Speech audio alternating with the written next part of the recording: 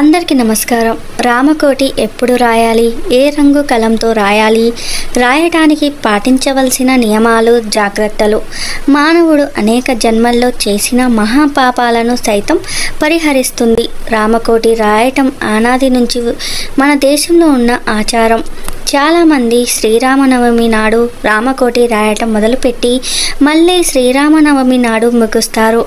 శ్రీరామనవమి రోజే కాకుండా ఎప్పుడైనా శ్రీరామకోటి రాయటం మొదలు పెట్టవచ్చు. సమస్త పాపాలను హరించి వేసే సకల పుణ్యఫలాలను అందించే శక్తి ఒక్క రామనామానికి మాత్రమే ఉంది. రామ అనే 2 అక్షరాలు ధర్మ మార్గాన్ని చూపిస్తాయి. మోక్ష మార్గాన ప్రయాణించడానికి కావలసిన అర్హతను సంపాదించి పెడతాయి. దేవుడు ఒక్కడే అయితే ఆ ఒక్కడు రాముడేనని అనిపిస్తుంది. దేవుడు పలు రూపాలు ధరిస్తే అందులో రాముడి రూపమే మనసుకు మరింత దగ్గరగా ఉంటుంది.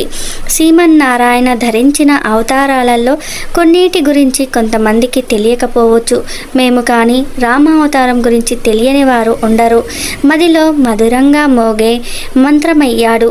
అలాంటి రాముడి అనుగ్రహం కోసం పూర్వం రామకోటి రాసేవారు. ఇలా రాసినవి ఆయా దేవాలయంలోని రామకోటి స్తంభాలలో నిక్షిప్తం చేసేవారు. జీవితం అనే ప్రయాణంలో పెరిగిన వేగం వలన ఇప్పుడు రామకోటి రాసేవారి సంఖ్య తగ్గిందే కానీ పూర్తిగా కనుమరుగు కాలేదు.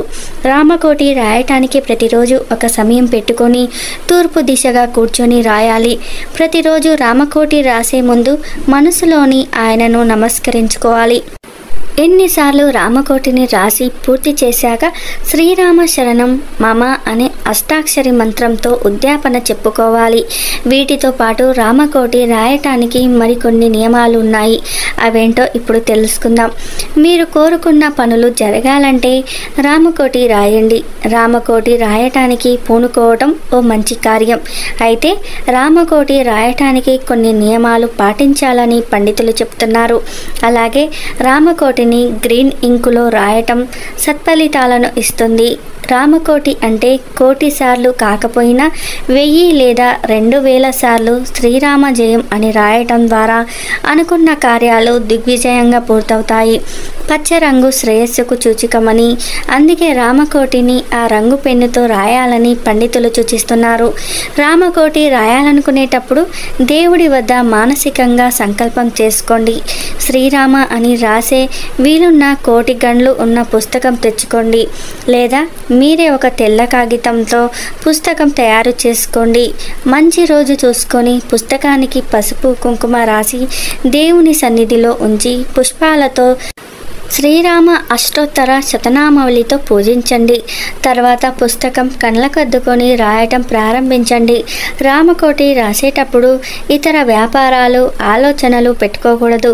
మనసు స్థితినితంగా శ్రీరామ అనుకుంటూ మనసును కేంద్రీకరించి రాయండి.